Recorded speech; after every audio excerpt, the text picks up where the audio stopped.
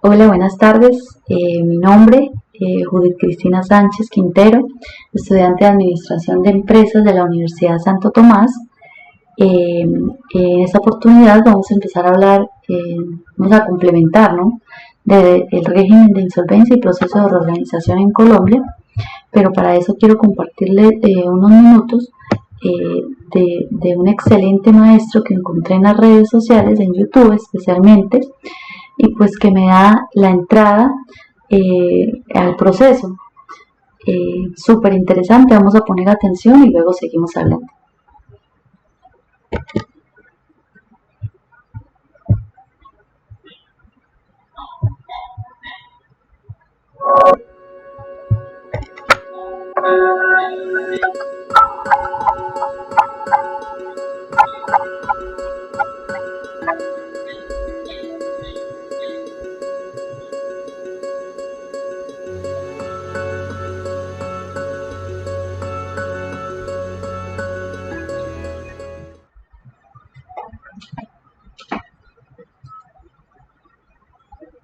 ¿Qué herramientas tiene prevista la legislación colombiana para apoyar a los empresarios que están en dificultades? Tiene una herramienta eficaz que muy pocos conocen y que por ello muy pocos utilizan, y se llama la Ley 1116 de 2006. O a la Ley 550 del 99, y que a su vez había reemplazado la 222 del 95. Para decir que en Colombia siempre ha habido una ley para proteger a las empresas que estén en dificultades, en el entendido que la economía del país está fundamentada en la economía de las empresas. Y un segundo entendido es que las empresas tienen dificultades, que todas las empresas en algún momento enfrentarán una situación de crisis, o una crisis pasajera o una crisis de supervivencia. Y estas herramientas que le aportan a las empresas en dificultades, le aportan básicamente una nueva vida, un alivio económico, pero también un alivio jurídico. Complementando lo que dice el maestro, el consultor financiero, para hablar de la ley, así como lo mostró él, es bueno identificar que no es la primera vez que existe, que no es la primera vez de publicación de una ley de insolvencia en Colombia. En realidad esta sería la tercera oportunidad de complementación de la ley de insolvencia. Él indica, dentro de lo que se puede indicar, indica que la empresa tiene un antes y un después, hablando de deudas, pero antes de eso vamos a seguir hablando. ¿Qué es un régimen de insolvencia primero que todo y para qué sirve? Es cuando un deudor se ve en la imposibilidad de pagar sus deudas y de cumplir sus obligaciones cuando vencen los plazos. La mayoría de los ordenamientos jurídicos prevén mecanismos legales para satisfacer colectivamente las reclamaciones pendientes, afectando a su pago todos los bienes del deudor. ¿Qué pasa ahí?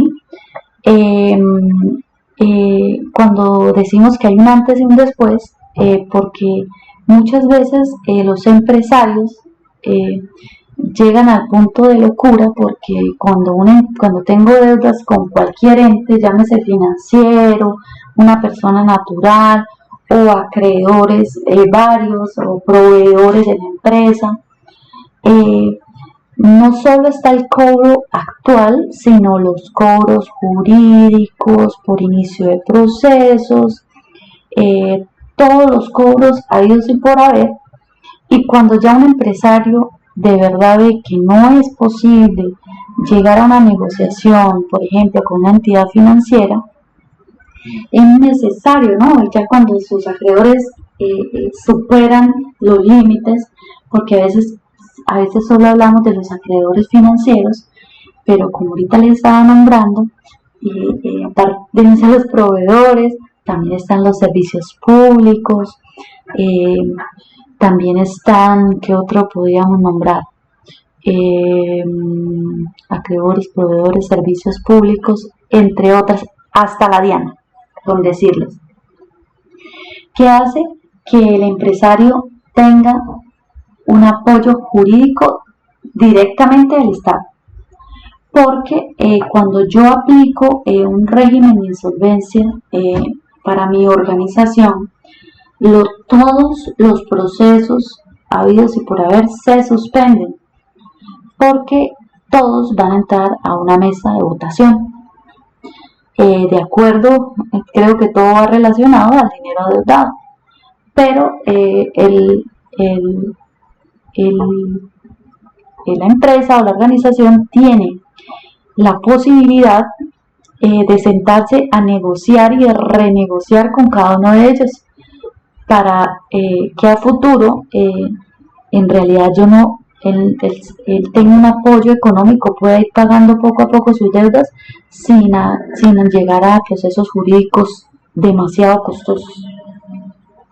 Porque el régimen de insolvencia, como a veces todos creen que es no pagar o desaparecer del sector, no, en realidad usted nunca va a perder la obligación.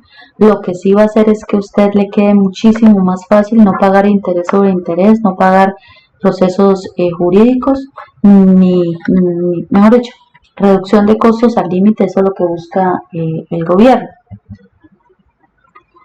Dentro del proceso de insolvencia está también el de reorganización, pero en general estos mecanismos, mejor dicho, hace que intervengan todas las partes interesadas y se inicie un proceso apto para poder salvar la organización.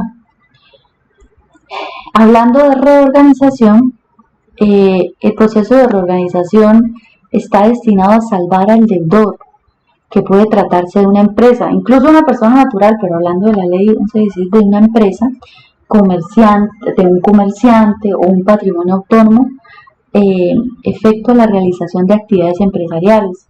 El salvamento se realiza a través de acuerdos que se celebren entre acreedores internos y externos con la mayoría estipulada en la ley para pagar las acreencias vigentes al momento de la apertura del proceso. ¿Quiénes pueden acogerse al régimen de insolvencia? Personas naturales que sean comerciantes, personas jurídicas no excluidas que realicen negocios permanentes en el territorio nacional, de carácter privado o mixto, sucursales de sociedades extranjeras y patrimonios autónomos afectos a la realización de actividades empresariales. ¿Quiénes no pueden acogerse al régimen de insolvencia? Están las entidades promotoras de salud, entra la administración de régimen subsidiado del Sistema General de Seguridad Social, las bolsas de valores y agropecuarias, las entidades vigiladas por la Superintendencia Financiera de Colombia. Lo anterior no incluye a las entidades vigiladas por la Superintendencia, por las entidades emisoras de valores y sometidos únicamente al control de referencia de la entidad. Hay otros que es la entidad vigiladas por la Superintendencia de Economía Solidaria, que entran los fondos de empleados y todos los fondos que existen en Colombia, las sociedades de capital público y las empresas industriales y comerciales del Estado nacionales, las entidades de derecho público, entidades territoriales descentralizadas, las empresas de servicios públicos domiciliarios, las personas naturales no comerciantes y las demás personas jurídicas que estén sujetas a un régimen especial. ¿Ante cuál autoridad se puede solicitar el inicio del proceso de reorganización o de liquidación judicial? Ante la Superintendencia de Sociedades, en uso de sus facultades jurisdiccionales. Ahí es donde la superintendencia, quien recibe el caso y hace las asignaciones pertinentes, es ella quien da como el aval inicial de que yo pueda, que me acepta, ¿no? Que me acepta cumpliendo las condiciones necesarias para hacer uso y acogerme a esta ley. Es ella la que permite y da orden directamente a todos los entes con los que la organización tenga deudas y lanzará la orden de suspensión de cobros o procesos judiciales. Están las sociedades comerciales del sector real, empresas unipersonales, las sucursales de sociedades extranjeras y personas naturales comerciantes que lo soliciten. ¿Qué requisitos debe cumplir el deudor para iniciar el proceso de reorganización? El inicio de un proceso de organización de un deudor supone la existencia de las siguientes situaciones: que haya cesado los pagos y que haya incapacidad de pago inminente, ¿sí? Hay cosas importantes que nombrar ahí, por ejemplo, que el término para celebrarlo no sea superior a 4 meses, de acuerdo con lo dispuesto en la providencia del reconocimiento de créditos. Que haya aprobación del acuerdo de reorganización. Debe contar con el voto favorable de un número plural de acreedores que represente por lo menos la mayoría absoluta de los votos admitidos, para lo cual la ley fija unas reglas específicas, y que haya confirmación del acuerdo. Se produce luego de que el juez verifica la legalidad del contenido del acuerdo. ¿Qué pasa, por ejemplo, cuando al momento de la aprobación? Entonces, como hay como una unión de deudores y entre el deudor inicial, que sea la organización, y los acreedores, ellos son quienes aceptan, ¿no? Aceptan que esto se inicie, y con votos creo, si no estoy mal, de acuerdo al recurso adeudado, ¿no? ¿Y qué sucede ante la no presentación o no confirmación del acuerdo de reorganización? Si el acuerdo de reorganización debidamente aprobado no es presentado en el término indicado o no es confirmado por la superintendencia, comenzará a correr de inmediato el término para celebrar el acuerdo de adjudicación, que tiene efectos más importantes de la no confirmación del acuerdo, que puede llegar a la disolución de la persona jurídica, y el promotor asume la representación legal de la empresa. Cuando ya tantas cosas se presentan. Es aquí donde debemos hacer un estudio, y pues Colombia, llegándose a este inconveniente de la pandemia a nivel mundial, creó unos decretos adicionales a la ley como complementarios, pero en realidad buscaba hacer más suave el proceso de endeudamiento, de cobro de los endeudamientos,